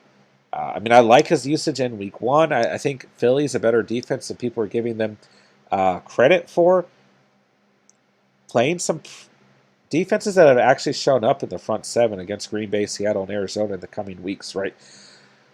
Listen, I haven't been crazy about any San Francisco 49er running backs because of we've seen it year after year, right? Mostart goes off for 20 points. The next week, Hasty goes off for 20 points. Then Telvin Coleman goes off. Then Mckissick goes off. And it's just never consistent, right? Trey Sermon didn't really do anything whatsoever yesterday. Hasty seems to be the guy at the moment. So, listen, from my standpoint, it is concerning. So, I like Hasty, actually, at the moment. I'm not saying drop Mitchell necessarily, but I haven't been confident on any of these running backs until this point because the Niners didn't look confident in Trey Sermon yesterday. And right now, the next man up is Hasty. There's no one else left, right? So I like where Hasty is at this given point in time. If you have extra room and you can, have both Hasty and Mitchell on your roster, then I think that's fine. But due to that injury and due to the inconsistency, it's not my favorite selection. But that's me viewing it from my personal football standpoint. The more concerning thing from a fantasy standpoint is the injury, right? But yeah, I don't think it's the worst option. I think there's worse options out there. But if you can find a way to implement Hasty and Mitchell on your roster, then I think you're okay. But also let me know who you're looking at on the waiver wire at the RB position. There might be some guys who can help you out there as well. And let me know who your tight end one is at the moment. And if you can flex a second tight end, the trade in itself, if you can have Hawkinson and another solid tight end one in there, then that kind of benefits you in the trade sense that your tight ends are outweighing the value of the running back position, and maybe you don't need too much manpower at the running back position, which I don't think Clyde Edwards-Helaire is giving you at the moment, anyways. So. Nonetheless, let's see. Supersize Sempe, Cordell, Patterson, and J.D. Mckissick on waivers. Should I drop Philip Lindsay for either of them? It's a good question, man. Listen, I like what we saw out of Cordell Patterson in week 2. But I don't know how consistently we're going to get that type of performance, right? Week 1, 8 points. Week 2, 23 points. Some good teams coming up, right? New York Giants, Washington football team, and then week 5, he'll probably go off again against the New York Jets, right? So some good, decent overall defenses the next 2 weeks. But I don't know how consistently we're going to see that type of performance with Patterson. And then I like Mckissick. I have liked Mckissick, all offseason, all preseason as a PPR value. But then you look at what he did in week 1 compared to week 2, And that's the gamble there, man. He's gonna have these games where he plays very, very well, and he gets a lot of PPR value, and he gets some red zone work, and he has these games where he's gonna go for 20 points, 15 points, 30 points, maybe, right? But then he's gonna have a lot of inconsistency as well, right? Being that he is the RB2 there and more of a third down back, PPR style type of running back. So, with all of that being said, is Philip Lindsay a consistent fantasy back? Are any of these Houston Texans running backs consistent? Probably not. So, like I already said, we're relying on them to get in the end zone every single week, right?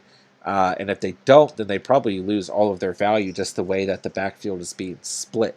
So, if you're asking me, you're probably going to have a relatively inconsistent player no matter what, right? So I would trust your gut instinct on this one. And I mean, I hate to. I mean, you guys know I only pull out that line when I have to, but this might be a circumstance where you're looking at three relatively inconsistent players, and I would think about their respective offenses, right? The Texans are going to be hurting, right?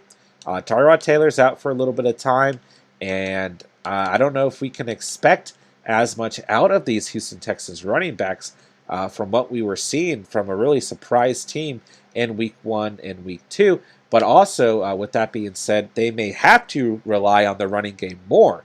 So we're going to have to kind of sit back and see how that unfolds, right? But then looking at J.D. Mckissick as well as Cordell Patterson, their respective offenses are hurting in their own way, right? The Falcons, we don't really know what to expect out of them, as they were pretty abysmal in Week 1 and then a little bit better here in Week 2. And then in terms of J.D. Mckissick, right? I mean, we saw an injury to Fitzpatrick, right? And Taylor Heineke has played well so far. And we see some good things, in chemistry-wise and everything. Doesn't look like we're missing out on anything there that maybe Fitzpatrick was offering J.D. Mckissick, right? That Taylor Heineke is not. So I think you just want to look at each of those respective offenses and think, who is giving me the best chance week in and week out to be the most consistent fantasy football player? And like I said, I don't know if I can give you a clear answer on that one. And might be best just to go ahead, trust your gut instinct. And listen, man, like I said, the Houston Texans may truly sit back and, or we may need to truly sit back and watch how that unfolds because, yeah, we could truly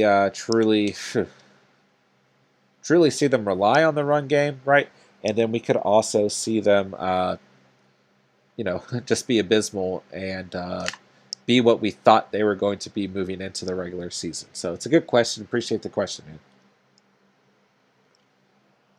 Follow your heart, right? That's all you can really do in fantasy at the end of the day. So it's a tough decision to make, man. And I can tell you I've got quite a few waivers in at the moment, and I got some tough calls to make as well. So I know I put some of those out on my waiver wire mania episode this morning, and man, waiver wire is never fun. Sometimes you got to make some tough decisions, right?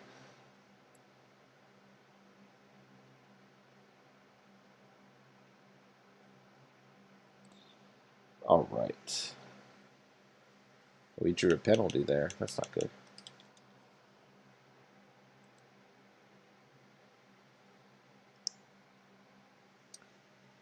All right.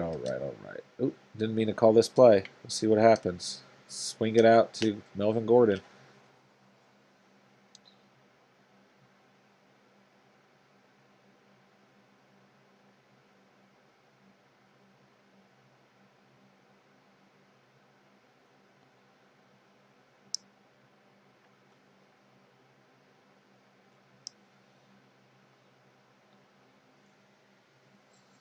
Sorry, guys. Had to send a quick text.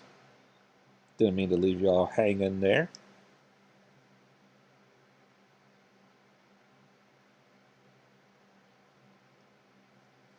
All right. Let's see. Supersize, Sempe, LOL, thanks, man. I'll probably just sit on Lindsay for now. Yeah, I don't think that's a bad move by any means. But it's a tough call. Tough call to make. So, yeah, if that's where your gut instinct's at, I think that's a good call, man. I have been considering picking up David Johnson in my 12-man league, but he seems to kind of be the odd man out after that of Philip Lindsay and Mark Ingram. So I wanted to try and take advantage of that backfield, but I don't know if I'm going to be able to. And he's a good example, right? In week 1, we saw him get in the end zone. Good stat line, about 10 points, a little bit more than full PPR, 10 to 12 points total, right? Then in week 2, he did not get in the end zone, and bad stat line. So I think Phil Lindsay looks like the better fantasy running back, but we'll have to wait and see how it plays out. So nonetheless, if he doesn't, then I'm sure down the road there will be other waiver wire opportunities for you as well. Real goated. My record is 0-2 right now. Can't believe I lost, but it's fine. I'll bounce back next week. Yeah, man, listen, it's a long season. I was with my co-host Steven over the weekend. He is 0-2 in our 12-man league. He's commissioner of that league. There's a lot of crap talking in that league. People that, basically all of our second family, people we've known. Some of the people in that league we've known, since elementary school. It's a competitive league, man. And he does not like where he's at fantasy-wise right now, right? And it's not easy starting 0-2. But, dude, I've started a fantasy season 1-5 before and still made it to the playoffs, right? It is a long season. It's a longer season now with the added game to the regular season. So, like you said, you'll bounce back next week, man. And even if you don't, it doesn't mean it's over. You can still get into the playoffs. Believe it or not, man, just keep up with your waiver wires.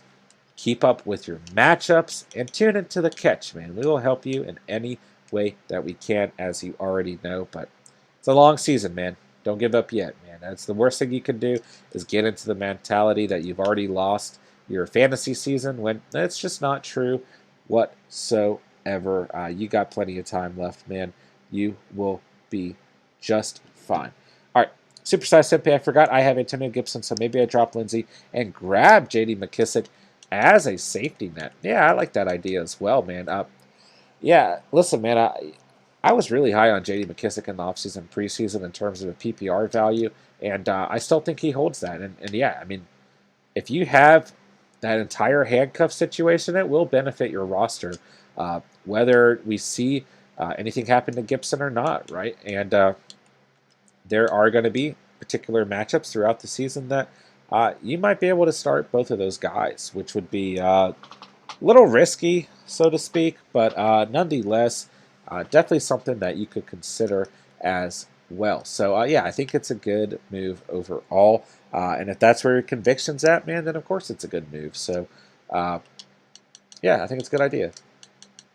And I mean, hey, man, if you got Heineke on your bench too, and you're really rolling with that Washington football team, I mean, I'm not going to talk you out of that, being that we had our conversation about Dallas versus Washington, right? So, yeah, man, put your faith in the Washington football team, right? I'm interested to know if you have any Cowboys on your fantasy squad as well, man.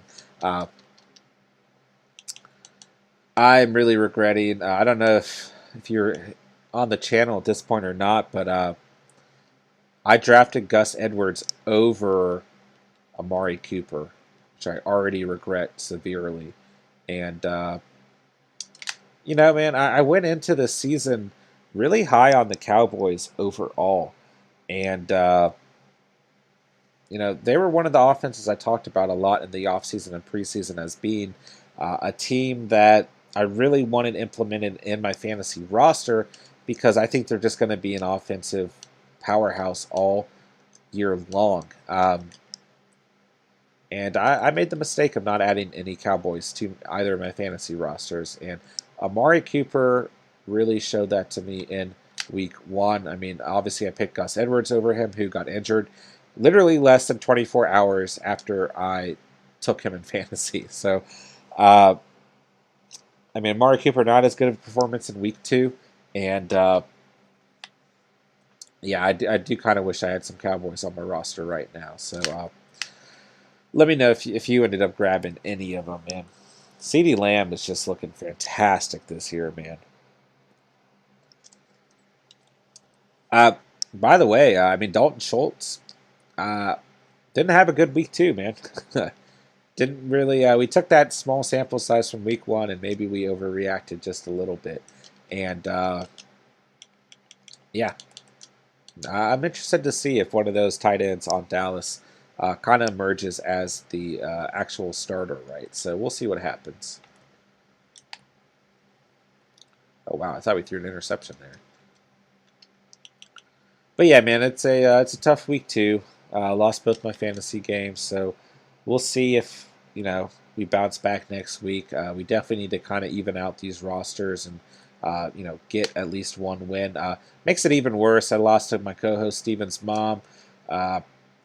She really talked some smack over the weekend, so it is what it is, man. But that's always a bad finishing touch. Listen to your best friend's mom in fantasy, who, no, Jane, I'm not trying to bring you down, but who is not historically the best fantasy football. So, tough loss. Then my other loss, of course, you guys already know. I lost by 1.1 points to Aaron Jones. So this stream will go down in infamy as the stream that I got very excited thinking I was going to win the fantasy matchup and then lost by about a point. So what are you going to do, man? Tough week 2. Supersize Senpai, LMFAO. I didn't even realize I have a lot of Washington pieces on my team. I didn't add any Cowboy players. Yeah, man. Sometimes it's tough to add, your hometown team and the team that you root for to your fantasy roster, because then, it's kind of overlapping two things, right? It's overlapping real football, of course, and fantasy football, and sometimes combination of the two can be painful, right?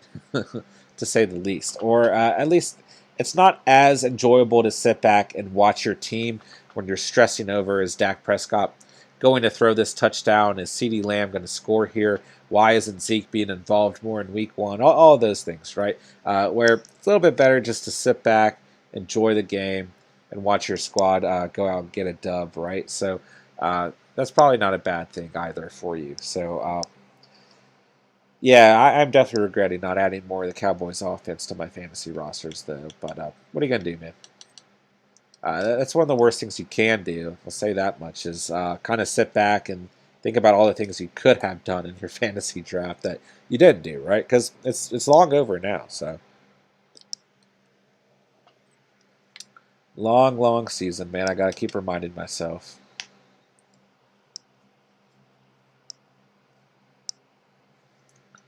All right. Let's go ahead and start simming some defense down and kind of shorten this game, as the Lions don't look very potentially victorious, but we'll try and get some stats going here in offense. We'll keep hanging out till the end of this current Madden game in the third quarter at the moment. Supersize Senpai, totally agree. Yeah, man.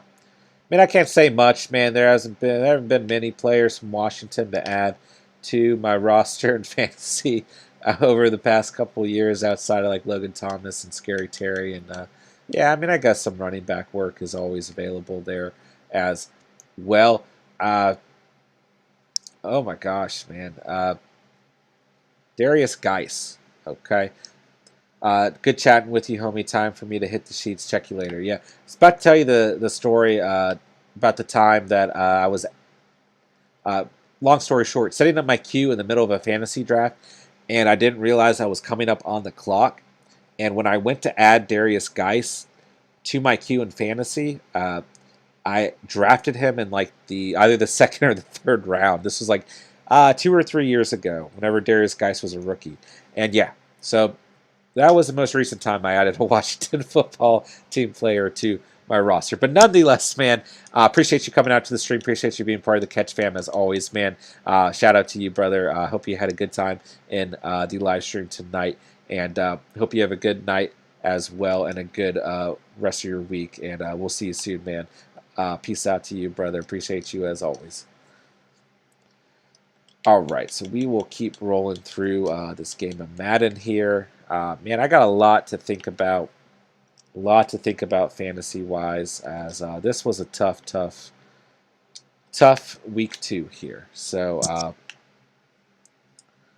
Tim Patrick going off here in Madden, we've got in both our fantasy leagues. He's been the one highlight of week 2 here. As we're going to go ahead and we're going to start winding down here. We'll play through the 4th quarter.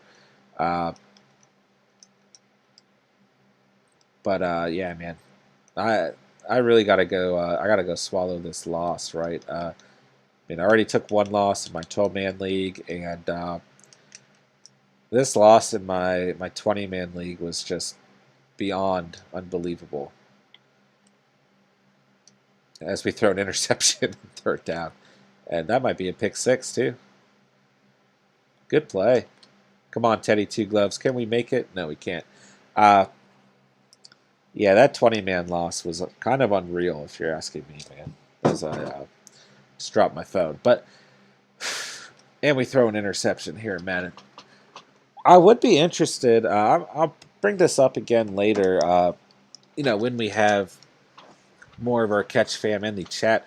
What you guys want to see out of some of this Madden live streaming as we're starting to sim the end of this game. I mean, Steven and I have always been big Madden guys, big fans of Madden, both of us, and we're trying to polish out some of the logistics of getting Steven in on the live streams as well. But we're definitely going to be playing some games of Madden against each other, right? But I like the idea of having a Catch fam franchise as well. It's probably something we'll embellish on more in the off season, right? But at the moment, of course, since I can't, actually put any of the games up on the screen, right? I mean, I think it's a good way to give you guys something to watch, something slightly interesting, right? And yeah, I think if I could get you guys involved a little bit more in terms of the Madden franchise, in terms of what you guys might want to see out of Madden, then that would be fun as well. So we'll start asking some of those questions about Madden as well. Although I completely understand if you guys totally despise Madden and what it's become as well. I mean, I'm using the same playbook that I was using 5 years ago, and it isn't any different whatsoever. And I mean, I really don't have to think about what I'm doing. If I was playing, computer, if I was not the computer, but playing online, right? If I was playing against one of my homies, it wouldn't be as easy to run these plays. But the fact that I can do it so easily in franchise mode, a little baffling, right? I mean, like I said, I've been using most of the same plays for like 5 years. So maybe we'll try and challenge myself and make me use a different playbook and whatnot. But being that I'm usually going through fantasy Q&A, going through the live chat, when we have football games on, I'm going through some of the progression of those football games. Maybe it's good to not have Madden too much center focus, but as we move into the offseason, which is still very far away, it might be something to look into, making these Madden games a little bit more overall challenging and getting you guys a little bit more involved as well. So we add another score to the resume. Let's go ahead and finish this game out. So really what I'm looking for in fantasy right now, what I'm going to wake up and look at first thing in the morning is where do I land in the waiver wire spot, right? I'm not the worst team in the league by any means in either of my leagues, as I'm 1-1 in both leagues. So I'm not going to get any prime. Well, I mean, I didn't only put up 95 points or so in my 12-man league, so I might get a better position in that league.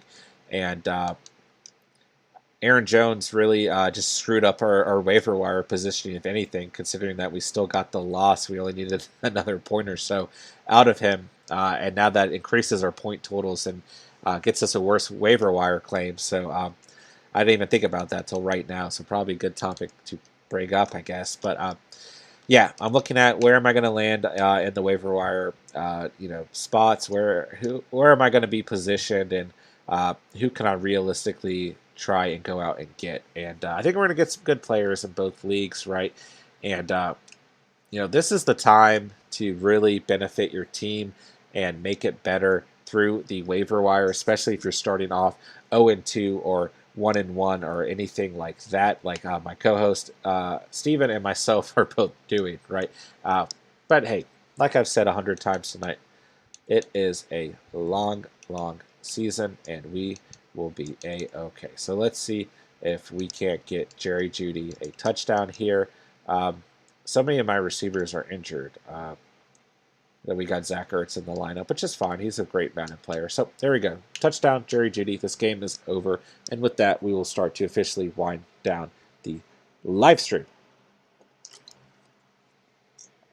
All right, guys. Well, that was a lot of fun. Shout out to all of the Catch fam who came through tonight, hung out for a bit. Any new faces here tonight? Shout out to you guys. Shout out to everyone who became part of the Catch fam tonight, man. I always have a blast with you guys, even if it's you guys watching my demise. I mean, I thought this was going to be super. I mean, it was an exciting live stream, but I thought it was going to be, ending a little bit happier on a happier note for myself. I mean, I got super pumped on that last score by Aaron Jones, but like I said, my stomach dropped immediately after when I realized I still needed 1 point, and the way the game script was going, right, and that we were relying on the Lions to stay competitive in that game. So what are you going to do, man? We have it recorded, man. My demise. This is the gloomiest Sunday and Monday of fantasy football ever. One of my worst losses ever. So shout out to you guys for hanging out with me while I went through that. Unfortunately, we didn't secure that dub. But what are you going to do, man?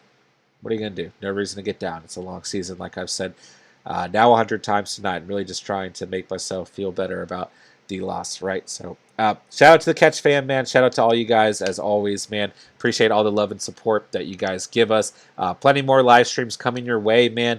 You guys are going to be seeing a lot more of these live streams. They've been a lot of fun. I like interacting with you guys. I feel like it gets you guys better fantasy Q&A than relying on the comment section. So you guys are going to be seeing a lot more of these throughout the season. And like I said, we are hoping to get my co-host, Steven, in here as well, just still figuring out some of the logistics, taking it kind of day by day and all of that as well. So with that, we will go ahead and throw a final touchdown and try and see if we can't bolster Jerry Jeudy's stats as Teddy Bridgewater gets hit. Wow, we almost caught that while he throws. Wow, that was a crazy play. So we'll try and run a couple more streaks here, and then we will go ahead and say good night. But yeah, as always, man, I mean, I can't thank you guys enough for joining the live stream, for joining the Catch fam as we throw an interception. So that should do it. That should end the night whenever this play is over. But yeah, I can't express how much the support means to me, man, how much it means to my co-host, Steven, man. We got plenty more coming your guys' way. As always, man, shout out to the Catch fam. I thank each and every one of you. Yeah, now it's definitely time for me to get off as I'm fumbling over my words. But yeah, I thank each and every one of you, as always, for showing your support. Man, totally means the world to both myself and